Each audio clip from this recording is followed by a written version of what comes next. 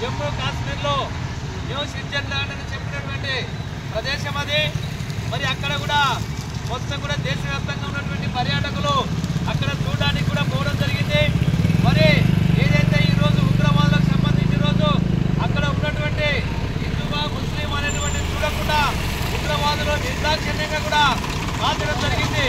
మరి ఆ రకమైనటువంటి దానితో ఈరోజు దేశవ్యాప్తంగా కూడా ఉగ్రవాదులు పెట్టినటువంటి పరిస్థితులు కనబడతా ఉంది. అందుకనే మేము తీవ్రంగా ఖండిస్తా ఉన్నాం. ఈ రోజు నరేంద్ర మోడీ కేంద్ర ప్రభుత్వం అదేవిధంగా హోంశాఖ అమిత్ షా ఉన్నటువంటి ఈ ప్రభుత్వానికి తక్షణమే హెచ్చరిక చేస్తా ఉన్నాం. ఏదైతే ఈ ఉగ్రవాదుల పైన చర్య తీసుకోకపోతే రాబోయే కాలంలో ఈ రోజు ప్రజలను చంపడానికి కూడా ఉగ్రవాదుల మూకలు ఈ రోజు వెక్కరైపోతా ఉన్నాయి.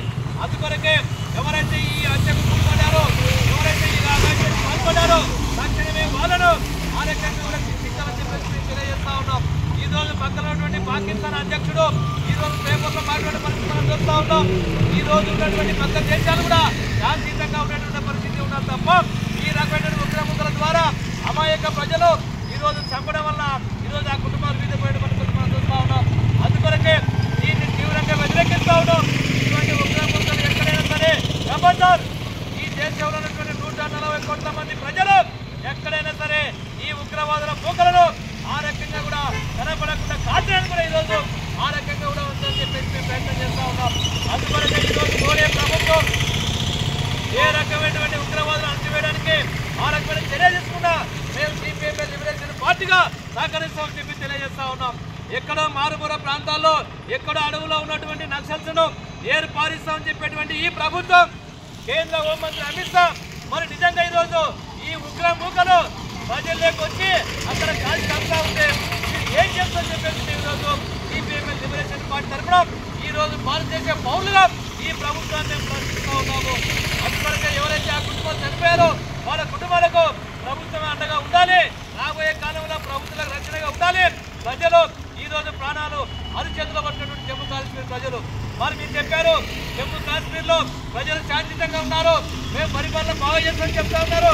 అలాంటిది ఈ రోజు పబ్లిక్ లో ప్రజలను దుర్మార్గంగా కాల్చి చంపుతా ఉంటే ఈ ప్రభుత్వం ఏం చేస్తుందని చెప్పేసి ఈ రోజు మేము అడుగుతా ఉన్నాం. అందువరకే సోదరులారా, సోదర కామ్రేడ్, రాబోయే కాలంలో ఇటువంటి ఉగ్రముఖులు కనుక భారతదేశంలో చొరబడి ఆ రకంగా కనుక మనుషుల ప్రాణాలను తీస్తే ఖబర్దార్ ఈరోజు ఉగ్రముఖులకు హెచ్చరిస్తామని చెప్పేసి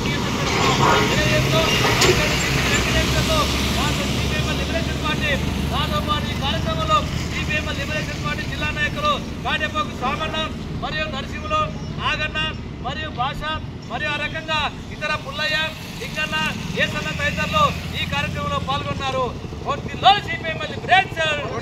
రక్షించాలి ఉగ్రవాదులను, రక్షించాలి ఉగ్రవాదులను, రక్షించాలి ఉగ్రవాదులను, రక్షించాలి ఉగ్రముఖులను, రక్షించాలి ఉగ్రముఖులను.